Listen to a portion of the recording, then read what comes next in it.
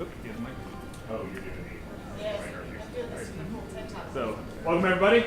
Thank you for coming up to Tech Foundations.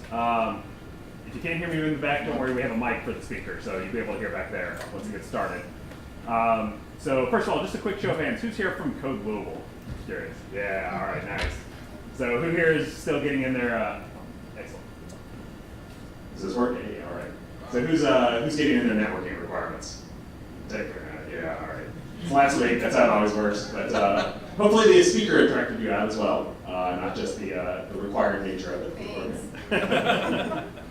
So, just as the quick intro that I always do, Tech Foundations is a group that I formed earlier this year to just have introductory topics for people either trying to get into or newly into the industry and just looking to get exposed to other areas. So we have a great speaker tonight, Freas, who we'll be introducing here momentarily.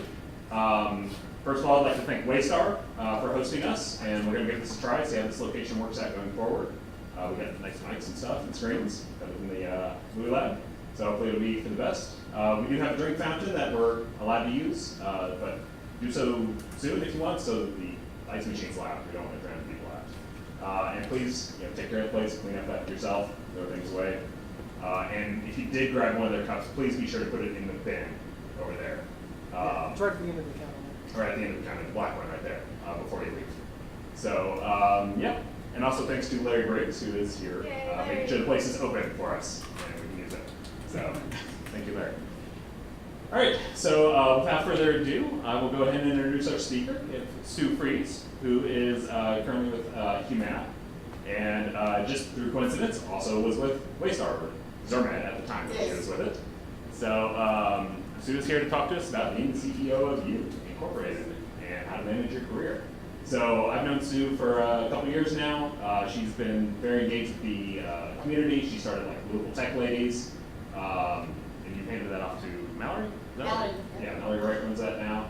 Talked to Codepalooza a couple times. Yeah, been a speaker at Codepalooza a few times. I guess you'll be talking about this and she'll be talking about your career. So. Sorry. All right, so with that, look forward to it. I think it'll be a great talk, and thank you, Sue.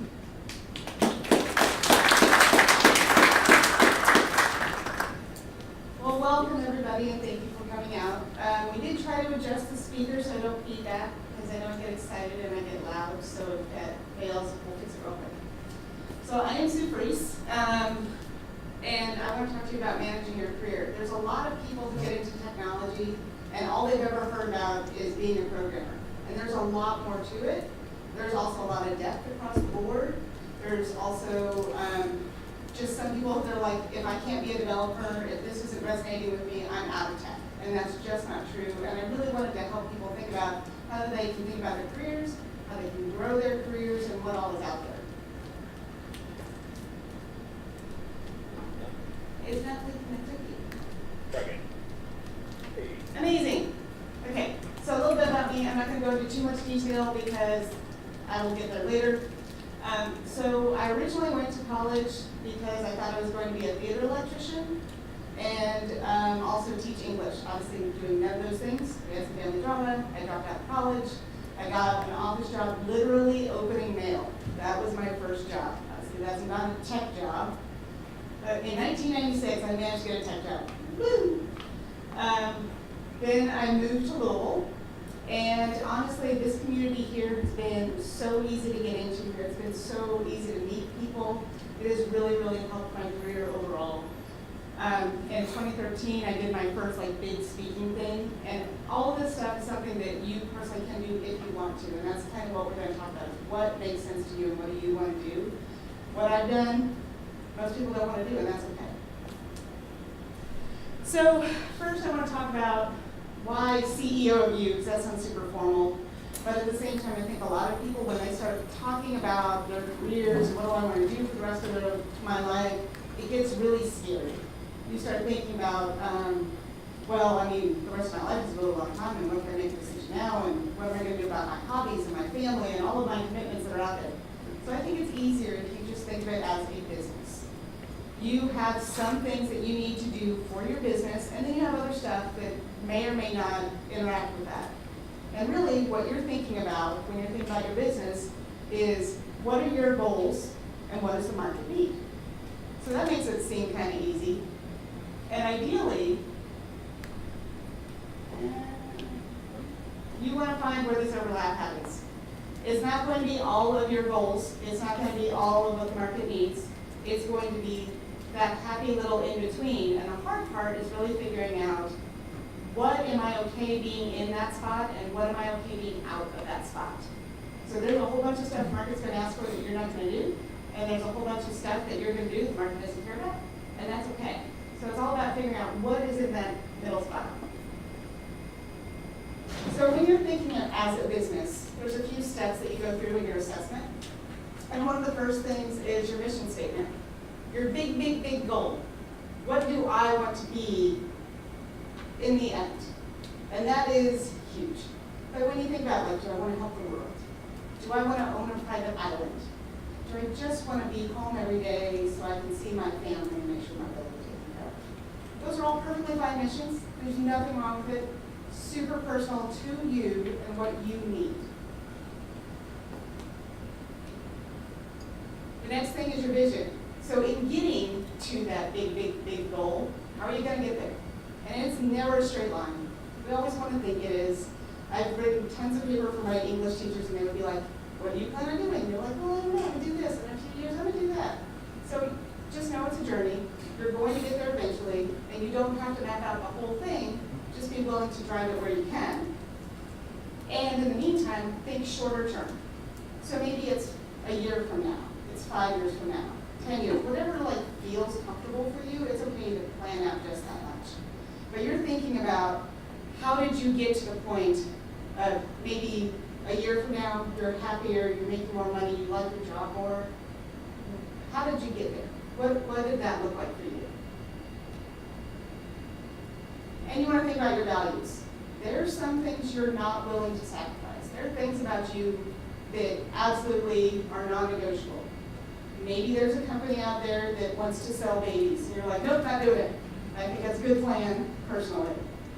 But know that there's things about you that you're okay with, and things you're not okay with, and never give those up. If some of the things are, I absolutely want to stay in local forever, and I always want to see the people that I work with, then there's going to be some jobs that you're not going to get. And that's okay, because it's ultimately your values. What is really, really important to you, and that you will not sacrifice. So those are big things, and you can see how this feels like what a company would be doing. Like, you hear mission statements, you hear values, you hear about the values, all that vision values. There's a couple other things that come into play. Your environment.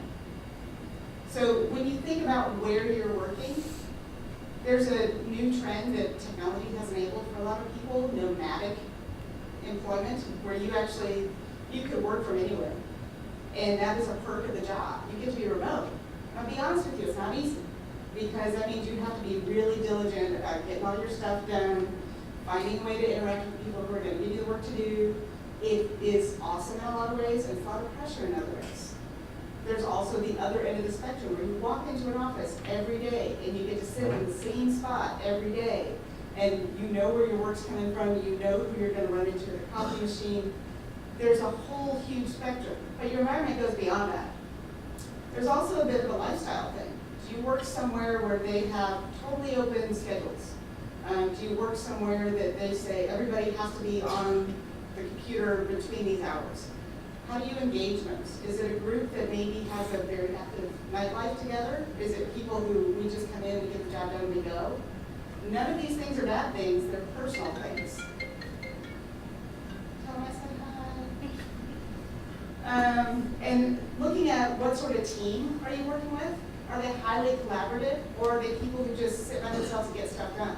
Depending on who you are, if you're super introverted and your group is a group that always wants to huddle together and work on everything in a paired-driven sort of way, you're going to hate that. Don't do it. So think about what is actually good for you, what is draining for you, and look for cultures that provide that. And the last thing you're going to be looking at is assets. So when I have a thing that is worth a value, I need to be sure that I'm protecting that thing, or if I need more of it, I'm growing that thing. But always make sure you know what it is. In a lot of your cases, knowledge is going to be your biggest asset. And you may say, I'm new to all this, so I don't have any assets. And I would say that's a big fat lie. Because I'm guessing, so I was talking to someone who was in food service. And you know what? They were super awesome at being able to pull information out of someone who didn't know how to get it to them. They were really good at being able to take a customer who was very, very upset and chill them out. They were really good at organizing and prioritizing and all these other things that are super important for technology. So that's definitely an asset. Now maybe they're like, yeah, but I want to be really awesome at SQL. Okay, you need to build that asset, and you need to have a plan for how you're going to build that asset. Being part of Code Global is a great start, and it shows that you're here, you're wanting to learn, you're wanting to expand yourself, you know that you need to build on that asset, and you're making the hard work of doing it. So now we're thinking about your customer's needs. The easiest place to figure out your customer needs, job boards. They will tell you flat out what they need. It's super awesome. All of these roles are roles that I've had personally. So this is where I was not going to tell you too much, I'm going to tell you about them now. I'm going to run through some of these jobs and give you an idea of what they're like. So the first one, quality assurance. Has anybody ever heard of that one? Okay, good. QA people are the people who absolutely know how your system runs from a customer perspective. A lot of times your developers will get super focused on how to optimize this thing. How do I do my tests over there? How does it connect here? But they don't always understand the customer experience. And your QAs are really good at digging into the system, and they'll tell you when there's something that is just not right. Back when I was a QA, I used to say, I had a good day whenever somebody else did something wrong. And that's really what you're after. The only thing is, there's a ton of paperwork with it. Oh my goodness, you have to prove, flip it, everything. So you have to write up, here's my expected test case, here's what I'm going to do to produce it. Did it work? Did it not work? It didn't work? Did I open a bug? How long has the bug been sitting there? Lots of paperwork. But it's super important. Developer, I'm assuming everybody's heard about those. And you also know there's a million kinds of them. There's a front end, there is a back end, there is full stack, there's people who just do mobile development, there's people who just focus on certain languages. You can go as big, as deep as you want on any of those. Has anyone heard of the T-shaped developer?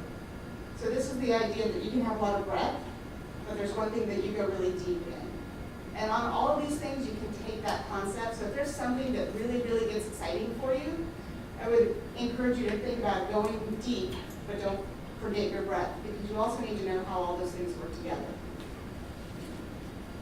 Business analyst. These are the people who figure out my customer. They say that they want this thing, or do they actually want that? There's a thing from Henry Ford, and he said if he went to a farmer back in the day and asked him what he wanted, he would have said, I need a horse that's twice as strong and needs half as much. He got a truck. He would have never asked for a truck. That's not what he thought he needed, but it is what he needed. So business analysts are the people who can kind of dig in and pull out what is your problem really? What are the possible ways we can solve that? And then they document it, which is also really difficult, because they have to be the liaison between the user and the developer. The person who needs to build it, how do they know what they need to build, and then they've done it right. So that is a huge job too. Project manager, scrum master, I put these together because depending on where you are, they're kind of called the same thing, but they're not the same thing. So generally, project manager is a little more what's called waterfall, and so that means you have the steps. You have analysis, development, goes to testing, and then it's delivered. And sometimes it can be months, if not years, to get from one end of that to another. A scrum master is when you have these tighter circles. So I have an idea of something, a great big something, we're going to start on this piece, and we're going to build on that, and once it's good, we'll start adding on the pieces around it, and eventually we'll have a giant thing, but in the meantime, we will have actually produced some value. In both cases, this role is someone who is keeping everyone on track. Are we working on what we're supposed to? When we said we were going to deliver something, did we actually deliver it?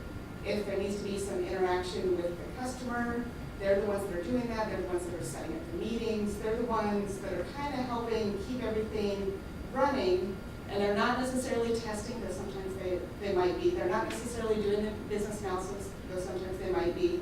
They're not necessarily developers, but sometimes they might be. So it's this really interesting sort of what does the team need sort of role, and it's like anything else, you can specialize and just do that thing, or it can be part of whatever else you're doing at that time. Manager, that is obviously a huge realm in and of itself. I'm going to start by that because I've done it a few times in a few different ways. If you're really good at relationship building, if you're really good at hearing what people are fighting against and you want to fix that, you want to help them get better at what they're doing, you are really good at figuring out what is the most efficient way to go from here to there. Some of these things are what a manager deals with. There is also a lot of paperwork. There's also a ton of meetings. There's a lot of messaging, which is when you find really nice ways to say things that aren't always nice, but it sounds great, and so that way the person will listen to you. It's hard. Product manager. And so this one, it's funny how many things we have that are managers. But product manager, I've always thought of this as like literally being the CEO of a thing. So here at Waystar, there's a bunch of different products that are offered. There's claims processing, there's the payments back to the doctor, all these different pieces. So you need one person who can say, this is how we're going to market it for the people who go into market, who get interested because of our marketing. They're going to talk to a salesperson. This is what the salesperson needs to know. Once we actually want to enable it for them, this is how that experience is going to look like. Here's the features that we're missing. Here's what our quality dashboard looks like overall. They are on top of it all, which also means they get to do a little bit of everything.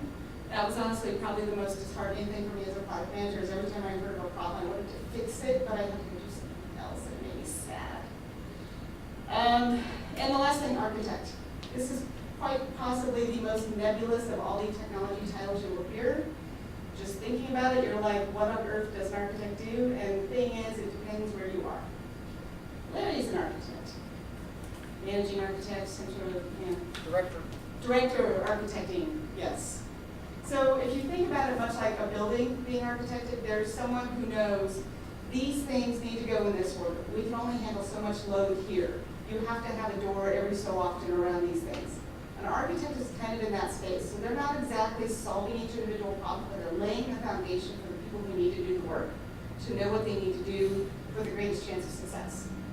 So right now, one of the things I'm working on, we're on our DevOps journey, so how do I deploy things automatically, the minimal manual entries and approvals and all of that stuff, and also not break my systems, because some of our systems don't want to work with that sort of process. So you can't be working on that sort of concept and also delivering features at the same time. You need someone who's thinking holistically across all of the big pieces you have and can just focus there. There's also a whole bunch of jobs that I haven't had. And so I don't know as much about these, but in the meantime, if at the end you have questions about any of these, I will do my absolute best to tell you. And know that I think all of these things have some sort of meetup or get-together thing that happens at least annually locally. So if you want to know more about any of these, you have a lot of resources available. So network/server, you have code, it needs to run on something. How do we make sure that that thing is configured correctly? Now that cloud is becoming the new hotness, how do we migrate from one spot to another? How do we keep those things running? When there's a whole thing about if you have a lot of load, maybe you don't need a giant server that's just sitting there waiting for stuff to happen, but you can have a small server and you spin up little copies of that little server, and now you can adjust for all the load, but you only pay for the time you're using it. That is all like a whole other brain space that I almost kind of know something a little bit about, almost. Technician, these are probably the original computer guys. So I always think of technology and all the jobs as kind of like, once upon a time there was a doctor, and he would come to your house. And at some point, the doctor needed help because there's just too much work to do. So I got an A.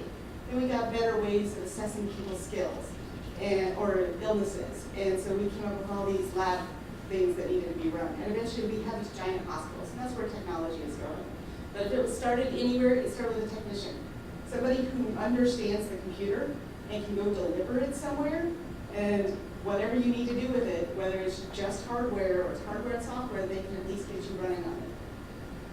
You'll see a lot of entry-level jobs that are at the technician because it is a lot of like lower level, how do I follow this set of directions on how to install something, and you help the customer know it's okay, this is how we're going to go through this. Database administrator. So a lot of things that we have in technology, you will have an administrator and you'll have an engineer. And the important thing to think about there, administrator is the one who has to be responsible for the updates. They're responsible for, can I handle the load? Can I deal with all the keeping the lights on sort of stuff? And the engineer side is adding new features. How can I make it do this other thing that it's not yet doing? So I say database administrator, but there is also database engineers, just like there's a lot of other sort of engineers. Desktop administrator. These are the people who, they make your Outlook go. They can tell you when your machine is being really cranky and for no good reason it's going super slow. This is also known as your help desk. Information security. This is a huge, huge group. So this can be everything from I need access to Outlook to making sure people can't go wandering around the floors if they really want to. Not later. And there are actual jobs that exist for someone to do social engineering and try to hack into companies. And I've heard about one where they actually took advantage of drop ceilings, went over the wall and down, just so they could show somebody could do this if they really wanted to. Security is a huge, huge section, and it's probably one of the fastest growing because there's so much going on. If you think about the internet when it was first started, it was meant to be an open sharing platform, which means by default, nothing's locked down. So if you want to protect anything, you need to find ways to lock it down. And even if you have stuff on premise that is relatively physically locked down, does not have access to the internet, you have jerky people who might decide one day to do something awful, and you need to protect it from that too. So security is a huge, huge space.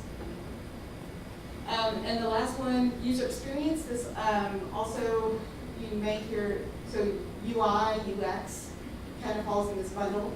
And this is like the group that says, I really want, the best example I ever got was someone who said, I need a feedback button on my page. And they said, well, do you want someone to actually use the feedback button, or do you want your boss to be able to say, we put a feedback button there and nobody's using it? Because the difference is, if you want it to be used, I can make it bright orange and in the middle of your page, and people are going to see it and they're going to click on it. And I will make it attractive, and I will make it part of the flow, and it's going to be amazing. If you just want to be able to say that you have it, it's going to go down at the bottom, and it's going to be a link that no one ever sees. That is user experience. Making it pretty, that's user interaction. And so this is for a lot of people who are more creatively minded, or they also want to hack people's brains so they can feel scary. That's what user experience, user interaction is. And a lot of these jobs, when I got my first tech job in '96, a lot of these things didn't exist. And you always hear about the jobs that exist now. Maybe some of them won't exist later, but there's going to be a whole lot more that are going to exist in 5 to 10 years. So the key thing on that is, if you start and don't know what you're looking for, keep looking and just kind of find out more about the stuff that's around you. All right, so finding your customers. Like I said, first thing to do is talk to people. What are the coolest? They've done stuff, they can tell you information. The best way I found to find out about that is just to be genuinely curious. When you come to these sort of things, it's uncomfortable, I get it, but spend a few minutes talking to someone you haven't met yet and find out what they do. You also have a bunch of people you work with every day, you probably don't know everything that they do. So just talk to someone about what sort of problems are we solving, what if they start talking about this pain that they had, like, oh, well, that sounds interesting.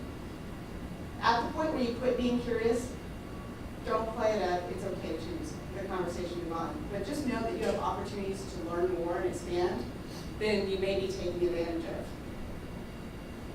One of my favorite ways is Meetup. Like seriously, it's free. It's usually like an hour or two. You can meet people, and there's flipping everything available. Like, I just cannot say enough about Meetup. So it helps you that, in terms of meeting other people, but it also helps you in terms of when we were talking about assets earlier, growing your assets. So if you want a quick way to find out, do I care enough about this thing to go further? Or how do I get to know the best way to play with Raspberry Pi or whatever your tool is, there's probably a Meetup out there that can help you. And through that, there's a group that can connect you with jobs. And they can also connect you with the rest of what that technology is doing. There's also a bunch of employers around. So some of these companies I've worked for, some of them I just know people who work there. But because I've talked to enough people, if I was really interested in one of these jobs or something somewhere, I could probably figure out someone to ask. And if I didn't, then you talk to one other person, and Louisville's small enough, you can connect with somebody. You can find a way to find out about that place. We have a lot of opportunity here, and I would, Brian and I have talked about this a lot, that I don't think everybody knows all the stuff that we have going on in this town. And it's easy to think you do, but think about the difference between the hospital running and Churchill Downs. They're going to be solving completely different problems. I'll tell you, the hospital is really big on infrastructure. If you think about all the doctor's offices, all the equipments that are in there, then you think about the hospitals, and they all have to talk to each other and keep it all secure at the same time. That's a lot of infrastructure and a lot of really interesting things happening. Churchill Downs, on the other hand, they're taking a lot of money, just like the hospital, but they're using it in a completely different way, and they have entirely different problems to solve because they have an internet presence that is as important to their money-making model as the on-site. So there's a whole lot going on, and if you don't know about some of it, that's okay, because there's too much to know about. So that's where you start talking to people, and you get to learn, but the best part is, as you start talking to these people get to know you. So one of my best tips is, if you want people to find you, make sure you're talking to people. Not super hard, right? It's amazing. But it's seriously, out of all the jobs I've had, I can say fully half of them that I've had in Louisville have come directly from someone that I talked to. The first one actually was Zerman. I was looking for a job. I was at some social thing, and someone said I was looking for someone to do some VA work, and the person said, "Oh, you need to talk to Sue. She's right over there." It was amazing. But you know what? It was because I got up and I went out and I was talking to people. So put yourself out there for sure. Another opportunity, and this is one that I think people don't really understand how to work with enough, is recruiters. So the first time I worked with a recruiter, I was up in Indianapolis. And this guy was like, "Hey, we think you'd be good as a QA person over at this place." And I was like, "Okay, that sounds awesome. I don't know how you find me, it's a little creepy, but whatever." I got the job. That's great. And then he called me like a month later and wanted to take me to lunch. I thought it was like some super creepy pickup thing. And so I just like totally ghosted on him, and I would not talk because I didn't understand. The thing is about recruiters, they're here to find you jobs that make you happy. So they will want to check in on you and say, "Hey, do you like that thing? How's it working out? Do I want to put other people there? Do I want to put you somewhere else?" A good recruiter who knows you and what motivates you, worth their weight in gold. Holy cow, seriously. So as a manager, I would have recruiters that knew me really well. And so they knew what sort of people they could submit to me. They knew what sort of people would be interested in how I operate and what I want my team to look like. You can have recruiters work for you in that same way. Once you interact with one, if they're like, "You know what, I don't feel like we're connecting in the right ways," it's okay to move on. They're going to be sad because they make commission, but that's okay. Ultimately, you need to find someone who understands you, who understands what you're looking for. Someone will be really honest with you. One of the biggest things about recruiters I've had is sometimes they have rules that, like, I'm not supposed to tell you who the employer is that you're being submitted for. The problem with that is, if you've already been submitted to that employer, it will essentially cancel out your submission because you have 2 submissions. And it's things like that that if you have a good recruiter, they'll explain to you. They can also look at your resume and say, "Yeah, I can tell you had a great resume at one point. You went through Global and it was amazing, but since then, maybe we need to work on some stuff." Or they might give you coaching before you walk in. There's a lot of stuff that recruiters can do for you, and I would absolutely recommend, if you have one that wants to talk to you, that you take the time to talk to them. So interviews. They're scary. They're terrible. Nobody likes them. Like seriously, even the managers don't like them. They're the worst thing ever. But really what it comes down to is it's a conversation between two people. The manager is like, this is the job that I have, and I need someone who can do this job. Please, for the love of God, let you be the person that will do this job so don't talk to anybody else about it. And you at the same time are like, holy cow, can someone just pay me and make me stop submitting resumes because that would be the best. The problem is we get in a spot where we don't really talk about what the work looks like. And one of the biggest mistakes you can possibly make in the interview process is miss the opportunity to find out that you're not going to like that job and you're going to have to look for another one in 6 months. Because it's going to make everybody super frustrated. Really take the time to think about, so back to your mission, vision, values, all that stuff. What is it that motivates you? What is really interesting to you right now? And it's okay, that sweet spot, if they're talking about stuff that falls outside your sweet spot, know what it is that you're not willing to sacrifice and hold on to that. And I know sometimes the answer is I'm willing to take anything because I'm trying to get into technology and I don't even care if they tell me I have to work night shift on weekends. I just want to get in. That's okay, because that's what your mission is right now. That's how you're getting there. But really think about what all this is and know going in. If someone asks you, what are you going to be doing, you should have an answer for that. What's my team like? It's okay if you don't know that, but you would have a sense of how you're going to be working with that team. So some of the things you might want to ask about is, I have stuff I want to learn. Can I learn this on the job? This is what I want to get better at. So learning comes in a lot of different ways. It's not just sitting on Pluralsight and reading that stuff. Some of it is, I really want to have some on-the-job experience with JavaScript, and I'm hoping I can do that here. That's a serious question. There's nothing wrong with that, because someone might say, I'm sorry, we just do COBOL here. Well, that's a bummer. And you're probably not going to do JavaScript. So then you say, well, thank you for your time. Or if you're like, I just need a tech paycheck, then you're like, that's okay, I'll learn COBOL school. Can I do things like, maybe you want to have speaking opportunities, or you just want to be able to attend conferences? Is there money in the budget to allow you to do that? Again, super normal question. This is just asking, what are my perks beyond like the health and dental stuff? There are perks to the job. And if they say, we don't really do a conference budget, but maybe they give you some extra time so you can cut out early, make sure you make a meetup. There's different things that are out there, but if you know what you're looking for, it makes it a lot easier to have these conversations. Some of the most disappointing interviews I've ever had were the conversations where I ask them, like, at the end, do you have any questions? And they say, no. Okay, so I now have no idea what's important to you. It's okay to be a little opinionated about this. Now, professional and opinionated can happen together. So, opinionated professionally. What do I want? What's important to me? Can you offer this to me? Totally normal question. You can talk about salary at that time. Salary negotiation, I'm not going to get into it because that's a huge, huge topic.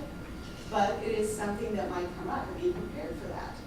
Hopefully you're going to tell them something other than, I need at least minimum wage. Sometimes minimum wage is about what it's paying, and you probably know that coming in. But at some point during the interview process, and the time you're sitting across the table is not the only part of the interview process, it is a process. Know that at some point before you sign on the paper, you will have asked all of the questions that matter to you, and if you haven't asked them, you're telling yourself that it doesn't matter to you. And then one of the things that I always like to do is make sure that they know who I am as a person, what matters to me. It doesn't have to be anything huge. But like, just see if we're going to connect. If I see you every day, is that going to be a pleasant experience? Are you going to avoid me in the hallway because I like Dr. Who and you don't? Like, it's okay. But know that going in. Make sure that the interview process really is a conversation. So you started your job. They think you're amazing. You get to go in. Yay! What do you do? Oh, man, that's hard. So first of all, never forget that your first responsibility is to you Incorporated. You now have a customer who's paying you money for the assets you are willing to share with them. Don't forget that you need to preserve the reputation of that company. You need to honor that company as best you can, but you also need to take care of them. So what are their expectations? Don't just walk in and like, well, they haven't given me anything to do yet, so I'm just gonna sit here and wait on it. No, like stand up, go say, hey, can I help you with that thing? Or is there some training I should be doing? Is there some documentation I can be reading? There's a lot of ways to go after this, but absolutely make sure you know what your expectations are. Find your resources. And those are, what websites are we using? What tools are we using? Maybe you want to go study those more at home. Can anybody that you work with recommend some great book for it? But what are you working with in the office space, and what can you do with that? Get to know your team. One of my favorite things to do when I started a company is for the people that I will be working with most, I will schedule 30 minutes with them. And it can be super professional or it can be super casual, but the main thing is, what do they think I need to do my job well? And you let them talk as much as they want. Take a few notes. If there's other people they think you should talk to, you go ahead and do that. If they give you some tips about, hey, maybe you should learn up about this thing because I've heard we have a new project coming up, listen to those things. But having that conversation with people beyond your boss that go into what do you think I should know, it actually is a really, really good Kickstarter.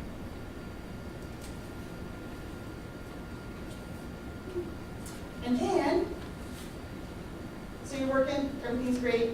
Don't forget you need to meet your commitments. Whatever they're asking you to do, you're trying to do it to the best of your ability. If you can't, you're having an open conversation with your manager well before you meet and you miss the deadline, why you're missing the deadline. Think about what you know you need to grow, what assets you're working on, and try to incorporate those into your daily work.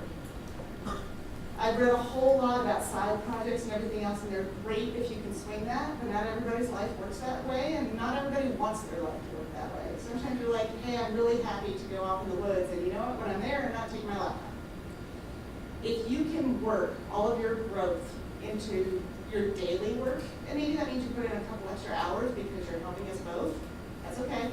Because honestly, if someone was to say, I really want to work on this technology with that project, if they're motivated enough to talk to someone about it, they're probably going to do a great job with it. And you know yourself, when you're excited about something, you're doing something you actually asked to do, and you get to try it out.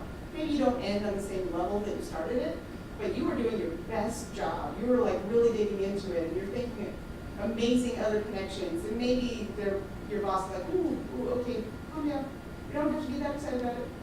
But the fact that you're getting yourself excited, that comes from when your goals match where you're working. That is the best thing. And when you can't make that happen, because sometimes it doesn't work out that way, supplement as needed. So there have been times where I had the opportunity to interview with someone who'd been doing the exact same job for the last 8 years on a company that wasn't advancing their technology at all. And they did nothing about it. So when they were going to interview and I asked them, okay, so what do you know? They were able to tell me about a really old version of SQL that they were very comfortable with. I couldn't offer that to them. So then when I said, how do I know you can get up to speed? What are you doing to maybe help kind of carry some of the load? I can't do all of this on the job training. How are you helping me help you? They didn't really have a good answer because they weren't practicing that muscle. Now, you may say, you know what, I love my job, I love what I'm doing right now. Okay, then probably going to a couple meetups every so often just to make sure you're hearing what's going on, checking some YouTube videos and some podcasts, whatever you're doing, just to stay somewhat engaged, so if something happened and it wasn't your choice to go, you're not at ground zero. And lastly, every so often, you need to reevaluate. So you go back to your mission, your vision, your values, your environment, your assets. Am I doing what I want to do? Maybe at one point you did want to have a private island somewhere. Maybe you did want to develop a new language and you were going to be known throughout the world for it. But maybe now your life has changed and you're like, I just want to rescue kittens. That's okay. Just don't forget that you care about these things and go ahead and update appropriately. I've heard a lot of things about when to update your resume because you don't want to update it when you need to because you're going to forget stuff. So every so often I've heard like when you do like daylight savings. I've heard when you update your taxes or when you do your taxes, but I can't think of a worse way to spend a day than do taxes than in my resume. That sounds terrible. but you want it fresh in your head. You want to be thinking about, like, what amazing thing have I done recently, and capture that. So there are times I still go and I look at old resumes, like, oh, when did I do that thing, or who was I working with, or what year did that happen, because that'll at least give me a sense of what technology I was working with. Every so often, just go back and think about, what does your resume look like? I know my LinkedIn, personally, I need to update that. It's been a little bit. I think I threw something on it when I started my new position, and I haven't like fleshed it out. You should do that every so often. And it doesn't mean you're looking for a job. It just means you're keeping yourself current. It's part of being a professional. It's part of taking care of you.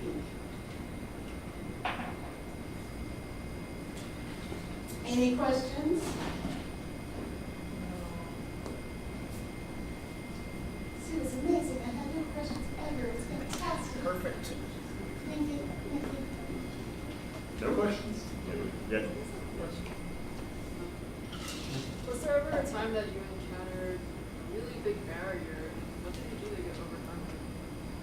So the question was, did I ever encounter a really big barrier, and what did I do to get over it? So the first thing that came to mind, honestly, was I got laid off. And that was scary as anything. And I remember leaving the parking lot.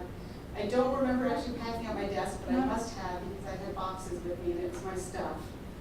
And I got home, and I was in the middle of, I was taking night classes, I was doing everything they told me to do, and they let me go.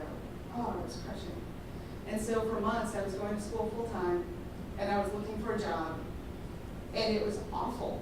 And trying to motivate myself to put a smile on and go have those conversations and believe that there was something else out there, oh buddy, that was hard, super hard. I found one of the best things I could do, honestly, because my mood was the hardest thing for me to deal with in that moment, was you've done the research, you've asked the questions, you've talked to your favorite recruiter, they told you everything you could possibly do. I listened to music that made me happy. I would crank it the whole way there, even if in the beginning I was like, this is stupid. By the time I got there, at least it wasn't quite so bad, and I could put a smile on, and I could present myself all right. Sometimes the biggest obstacles we have is really our own selves. Beyond that, I have also dealt with some of the gender stuff. It sucks. But not everybody's like that. So you quit working with that person and go work with somebody else. That's awesome. Thank you. Anybody else? Yes? Do you have a way that you like to compare like those 5 different things? So say you have something where you're not using one of your best assets, but it's a great work environment, or you don't see a future of the company, but the pay is good.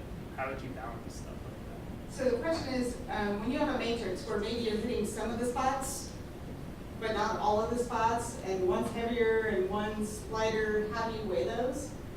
I think it comes down to what feels right in that moment a little bit. I mean, you have some sort of support network, and that can come in a lot of different ways. Maybe it's a Slack group you're part of, you love talking to your dog, or you have really supportive parents or whatever, but you're like, okay, so here's what I'm having. And first, like, don't rely on your brain. Your brain is evil and will drop things. Write it all out. Here's what's good, here's what's bad.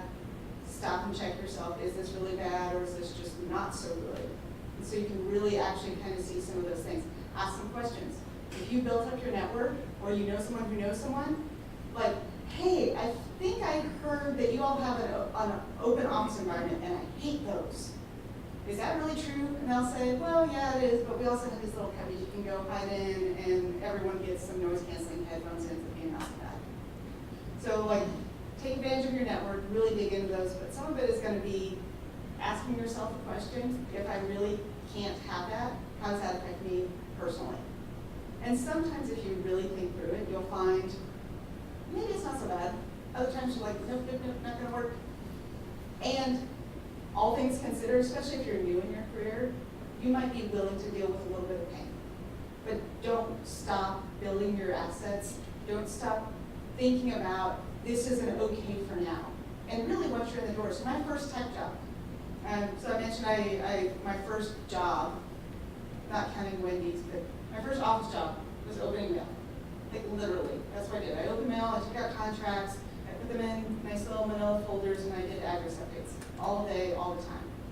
but I got to know people. And over time, when that company was bought and moved to Indianapolis, I was one of the few people who moved with it. Gradually, I became an expert. I started looking for efficiencies that I shared with other people, and when they had an opportunity for me to move into QA is when I got my first tech job. So there might be something that's not ticking all the boxes, but if it's an opportunity that's ticking a lot of the boxes, sometimes it's willing to do it, and it's a good thing to do it anyhow. Just, I think you need to investigate.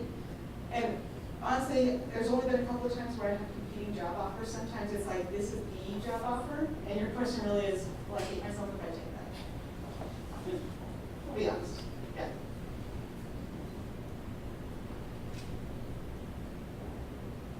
Ryan? Oh, Jacob? You talked to job recruiters. Do you have a recruiter in Louisville that you recommend? Right now, no. The one that I worked with the most, he doesn't do it anymore. He started doing something else. Emily Schweiss used to be a recruiter. She knows a lot of stuff. I loved her. There's a couple that they work for me, Okay. but we've had a lot of build up getting there. But it's almost like asking, like, do you have a doctor you like? Well, maybe not, but yeah, it's in that space. One thing I would add to that is even within a company, like you could say, tech systems is good, but really even within tech systems, that recruiter's good and that recruiter's bad. Like it can vary from one person to the next within the same company, not just company to company. Yeah. You said interviews are awful. Yes. How do you make them less awful? Have a purpose when you go in, and know that the person on the other side of the table is just as miserable as you are. Like, seriously, the first time, I did not understand that managers also hate that, and oh, how they just wish you would be the right person, and that takes so much pressure off. Once you realize they want you to do well, take a deep breath, get your best mood possible, and try to have it be a conversation. Like, and also, like, there's some interviews I've gone on where at the end of it, I was like, I don't want to work with that person. And that's a really good outcome to have out of that, because you just saved a whole bunch of money, time, pain, everything else for all of you. So it's not perfect, but I think if you go in with the mindset of, this is as much about me getting to know them as them getting to know about me, it changes the dynamic, and the stress is different. I won't say it goes away, because in the end, you still are like, I came this far, I'd like this to be amazing. But it does make it a little less painful, at least on the level of, please like me, please like me. Yeah. Say you have your dream job and it's in the city that you're working in currently, but then you want to move to like a different state or say, across on the West Coast or something like that. How long would you say that you would have to work at that current job before it looks like a red flag to, I guess, the employers in that other side of the city? So the question is, how long until my resume looks spotty and I look like a giant job hopper that no one's going to want to touch? Well, first of all, if you already have your dream job, I would really question why you want to move across the country, just saying. But it depends. So I will say Silicon Valley is a weird place. When I was a product manager, it was for a company out in California. And so I got to go visit a couple times, and I was always really, really happy to come home. It's just not my space. It just isn't. But people there have a different sense of what job loyalty looks like. They have a different sense of what your resume should look like.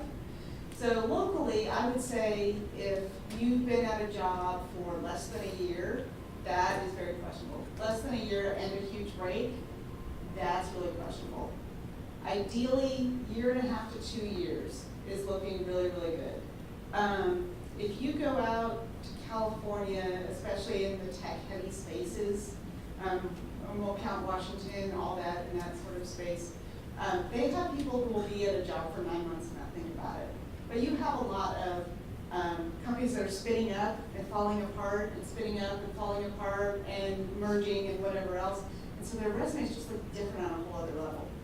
I actually did hear, so Walmart, their tech company, or their tech hub, was based out of Alabama, and they are opening a place, it's either in Austin or it's in California, because they were having a hard time finding people, not because it was a bad place to work, but because people wanted to be able to go there and know they could go somewhere else if they didn't like that. So it had nothing to do with the company at all, but just from a location standpoint, all the best developers felt like they should be able to job hop.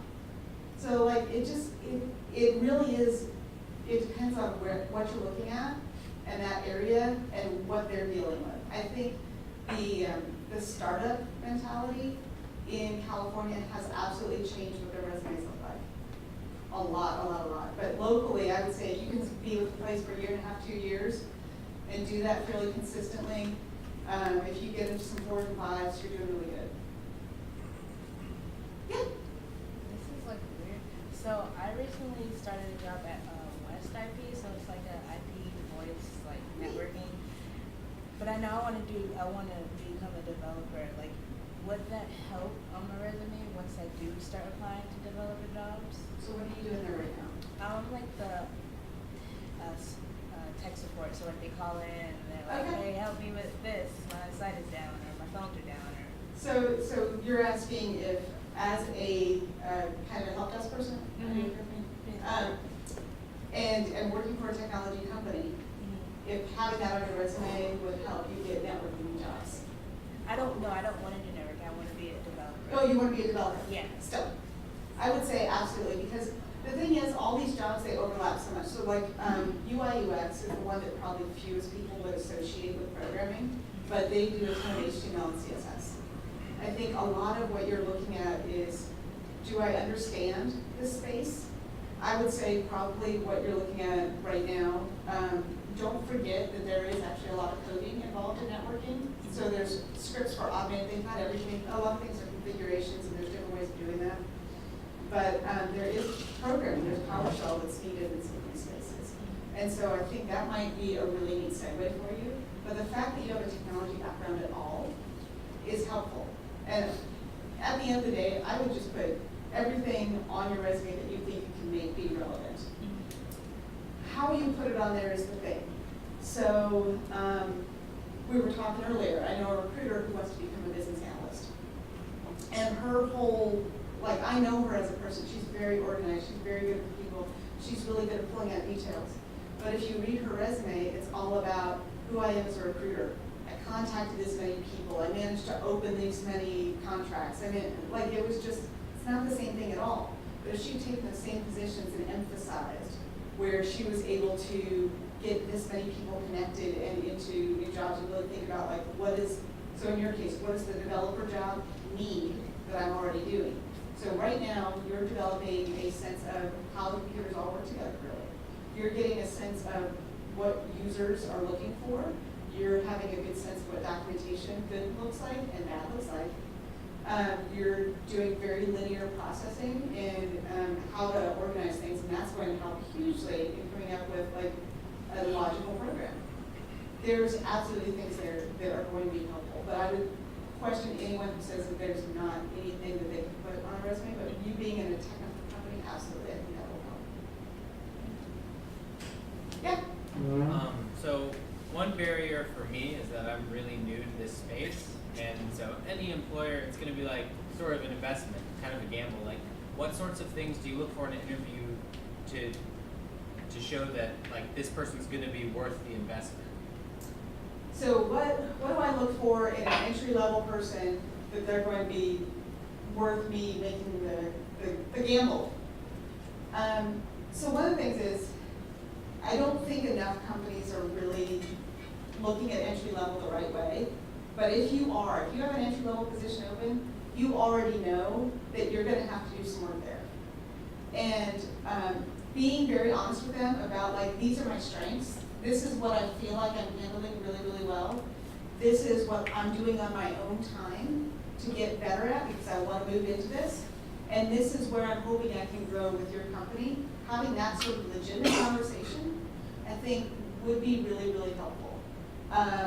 Because it tells me that you're taking this seriously. You're not putting it all on my shoulders to make you smart. You have passion. You're organized. All those things that I want to see on the job, because ultimately that's what an interview is. Who is going to be walking in every day? Can I trust them to get stuff done?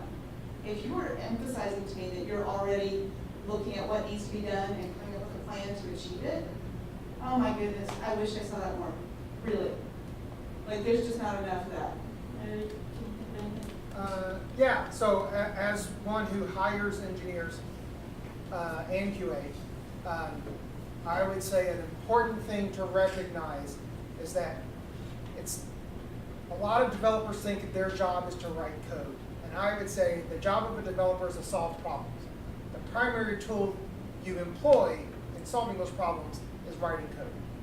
And understanding the difference between that, which is subtle but significant, is the difference between a very average developer and a very good one. And to tack on it, I would say, so when I look at people who don't have a lot of experience, especially those who not a lot of technical experience, but significantly in the world of non-traditional students, I'm looking for people who know how to solve problems. And usually non-traditional folks have way more experience solving life problems than some kid right out of college. And so those people generally become far more valuable in the workplace because they've actually lived and know how to handle the curves on it. I agree, really. I know it's hard when you're a non-traditional person making a career jump. It can be done, and I think if you really put your foot forward as someone who is willing to try what you need to, but I don't know that I would have gotten into technology if I was already working at a company and with a boss who was like, oh, you know what, you might be really good over here. I think having that relationship helps. If you don't have time to build that relationship, if you just have the interview, absolutely emphasize your maturity. Emphasize that you understand what you need to do and how they can help or what you're already handling on your own. Anybody else? Yeah. What helped motivate you, or what were reasons you kind of moved around from quality assurance, developer, to architect, etc.? Why is my resume so flaky? That was not entirely what I was saying. No, it's okay. So one of the things that I value a lot is I like solving different problems. After a point, I'm like, I get that, and I want to try the next thing. And for me, it was super organic. It was not really intentional until much later in my life. So when I went from being a QA to a developer, so the first thing that stopped me was where I worked, we had more QA than we had developers. And I had to wait for her to fix my program. So I started kind of looking at the program myself. And I was like, oh, I know what's wrong, it's missing a 0 right there. Then I went to my boss and I was like, hey, what would I need to do if I wanted to learn this? And she's like, here's some classes, and here's your first assignment. And I had a connection. But then I found out I loved programming, and it was fantastic. And then this one had nothing to do with nothing. I met a boy, and I went down here, and I said, hey, Louisville, I know COBOL. And they said, don't care. So I looked at what else I could do because I was super imposter syndrome. I was like, all I know is this stuff. I can't possibly program anything else. Yeah, it's not true. Don't listen to that part of yourself. It says that. But I became a business analyst. And from there, I learned about Scrum. And I learned about agile technology, agile stuff.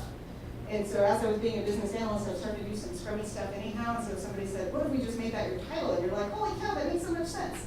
And there's other people who are like, hey, Scrummy stuff is kind of like project management, so let's just call you project manager. And you're like, oh, yeah, I can do that, that's all right. And then eventually it was kind of in the same way of like, well, as long as you're leading the team on these projects, what if you just actually lead the team? Oh, I think I can do that. So for me, it was less intentional than it was just like where people were like, this is where you seem to be going. And I think it makes sense if you keep going that way, I'm going to help you. Probably the most focused decision I made about my career is at the point where I went out of product management, because again, I wanted to solve the problems, not just point at the bad thing and tell other people to fix it. That I didn't like. And then quite recently, so I was a director not that long ago, and I realized that sometimes it's really hard to take. There's a lot of like stuff you take on you when you're managing people. When you think about you're compiling code, and every time you compile and it runs, you're like, yay, and you feel like balloons are blowing from the ceiling, it's a great day. when you're managing people, that moment comes maybe a few times a year. And so like knowing how to even manage your own stress becomes a real thing. And so I made a conscious decision I need to step back from management and I'm gonna do some techie stuff for a while. And this actually turned out to be a very, very normal thing for technologists. Another thing that networking and having a support group helps is that people will say, oh, that happens all the time, don't worry about it. But I realized that I needed to get some more hands-on stuff. I wanted to get more involved, and people in technology will flip-flop all the time. Super normal.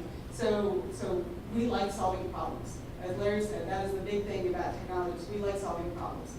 And so there's a little while where you're looking and you're like, I know how to fix all this. I'm gonna create all these processes. I'm gonna get the team working this way, and that's gonna be great. And then after a while, you're like, they're doing so great without me. I don't have to do anything. That's awesome. But what they're doing sounds cool. I want to go do that instead. And so that's kind of probably the two major decisions I've made in my life have been in that direction. And I honestly don't know what I'm going to be when I finish growing up. What job I will have had when I retire, no flipping idea. But I got a lot of years to figure that out. It'll be all right.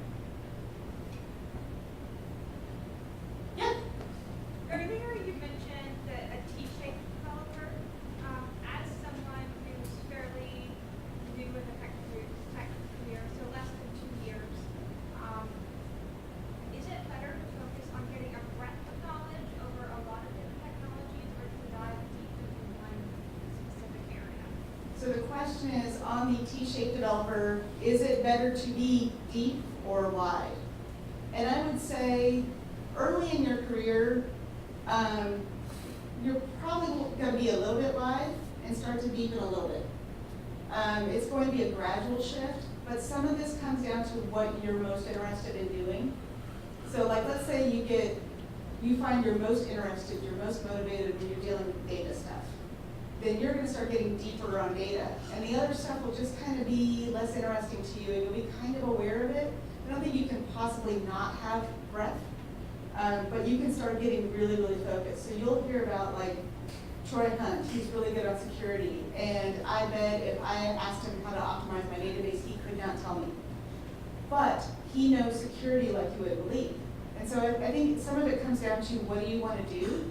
And some of it comes down to what do your employers want you to do? If they're like, we need you to be a full stack developer and we only have so many people available, so you have got to do it all, you're not going to be able to get that deep. You're going to have to just be pretty level set on all of the things, but you'll notice where you start to gravitate. When you're having your good day and you're super motivated, you just have to be working in this space. You'll probably naturally start to deepen that way, but depending on what you're doing with your time, whether it's personal or on the job, that will kind of shape how deep or how wide you go. But I would say in general, it's not possible to only be deep or only be wide. You're always going to have a little bit of both.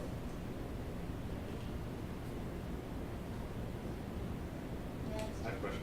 Yes? I know, as in all things, it depends, but how Right. have you managed your communication of your job changes to your employer? Have you been open about it, or do you just find a job and put in your notice?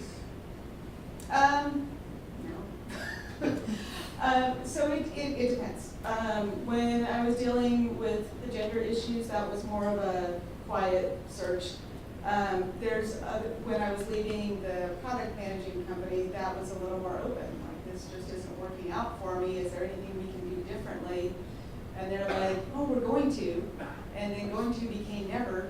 And so, yeah, moved on. But they knew. I would say 2 things. One, never leave because leaving is your only option. It should be whatever you're going to next is going to do something positive for you. So on your way out, you can always say something positive about what you're doing. It's not that I'm leaving you, I am joining them. And this comes down to the not burning bridges. You don't want to ever have anyone, again, Louisville is a small place. You don't want anyone saying, oh, well, I heard, and have your name part of that conversation. So, in general, like, always have a thing that you're heading towards, because that's also good for you. You don't want to just be running from the boogeyman. You actually want to see the pot of gold on the other end and be striving towards that. But then part of that conversation, as much as you can, is, okay, so I'm getting my 2 weeks. Is that enough time? And be open to how can I make this easy for both of us? So the product company, when I was leaving there, they did ask me, can you stay longer?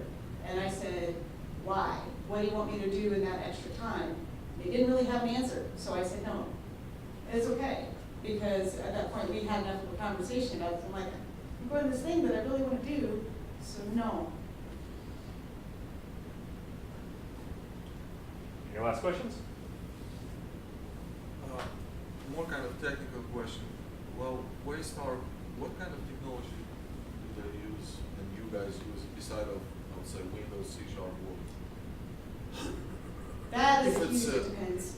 Yeah, I know. I mean, No, it's cool. So I will tell you, in general, Louisville is a .NET shop. Exactly, that's Like, what I'm- you have a bunch of those everywhere, but I will tell you, Acris, they do Java. There are some Java shops around here. There is, from a data standpoint, you have Hadoop and you have Oracle. There's a ton of BI visualization tools. So is there a specific area that you're? well, like for example, React, like, or I don't know. I'm asking about Waystar specifically. Oh, Larry would know that better than me. It's been a hot minute since I've been here. Yeah. Talk over. Yeah. So I mean, React is just Not specifically React, yeah. but So- basically out of Windows world. Yeah, so we are primarily a Microsoft shop. We use Microsoft SQL for our backend. We have a number of technologies that we employ. We have reached the point now, so we've been in business since 1999. We have acquired maybe 6 companies in the past 4 years. So we have kind of given up on the idea of being homogenous in terms of technologies across the board. So off the top of my head, I know they were using a lot of R in our analysis. We have Hadoop running. We have, I think we're building a Snowflake system now. We're building a Postgres system now. We have some apps running in Java. We have some stuff running in Oracle. We have some stuff running in MySQL. We're using Angular. We're using, I don't think we're using React anywhere. We're using something called Universe, which is a really old multi-value database system.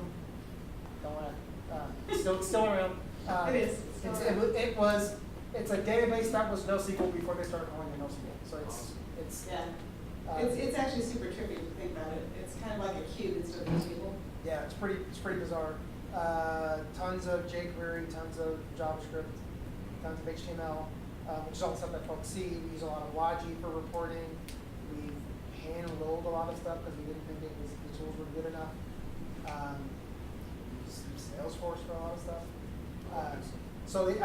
The answer is it depends on how old the app is or what the company was using when we bought it. But by and large, it's C# on the back end with jQuery UI on the front end. All right. So, any last quick questions? All right. So last thoughts. One thing I want everyone to be thinking about is take some time to think about what it is you want, what makes you really, really motivated. Be as honest and as open with your bosses as you can.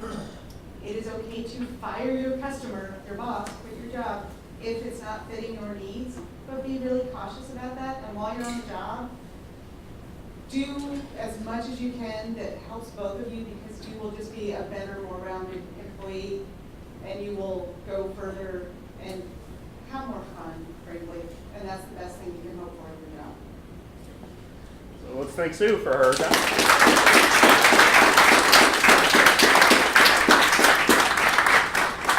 All right, I hope you all enjoyed it. And Sue was kind enough to put up the information on the next meetup. So January 22nd, we're taking December off. We're going to have Chad Green here. Chad is fantastic. He runs the .NET meetup here in town.